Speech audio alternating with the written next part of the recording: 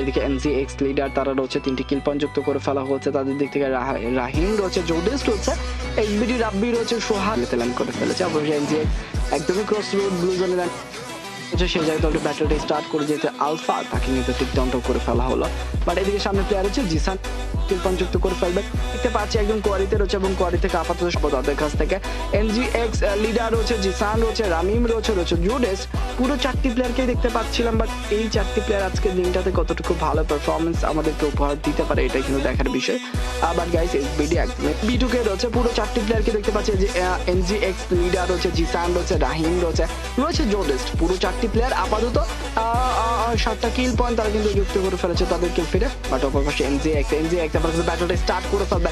Jisan Jisan no guys, এদিকে SBD সোহাগ নকডাউনটা হয়ে গেছে, রিকভার করার সুযোগ থাকবে কিনা আমরা কিন্তু জনটার দিকে তাকাই। জনটা কিন্তু অনেকটা ছোট হয়ে গেছে এন্ড একটু একটু করে কিন্তু ছোট হয়ে যাচ্ছে, বাট আরো একটু ছোট হয়ে যাবে। এদিকে রাব্বি নিজের টিমমেটদেরকে রিকভার করতে পারবে কিনা, আই থিঙ্ক এই জায়গাতে নিজের টিমমেটদেরকে রিকভার করা অনেকটাই কষ্টসাধ্য হয়ে যাবে। বাট এনজিএক্স লিডার তাদেরকে দেখতে পাচ্ছি পুরো 4টি প্লেয়ার নিয়ে কিন্তু সামনের দিকে এগিয়ে যাচ্ছে। লিডার সেই জায়গা থেকে আপাতত কি করবে, কিল ফিটে কিন্তু অলরেডি 9টা কিল পয়েন্ট তারা যুক্ত করে ফেলেছে।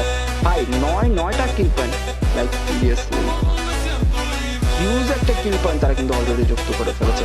এদিকে M1 রয়েছে, এনজিএক্স পুরো 4টি প্লেয়ার রয়েছে, এসবিডি সোলো প্লেয়ার, বাট এবার কিন্তু আরো কি স্কোয়াডকে টোটালি শাটডাউনটা করে ফেলা হয়েছে। My goodness, oh my goodness ভাই, লাস্ট ম্যাচেস কিন্তু সামনে দিয়ে। আচ্ছা ঠিক আছে, ডেইলি টুর্নামেন্ট আচ্ছা খেলবা?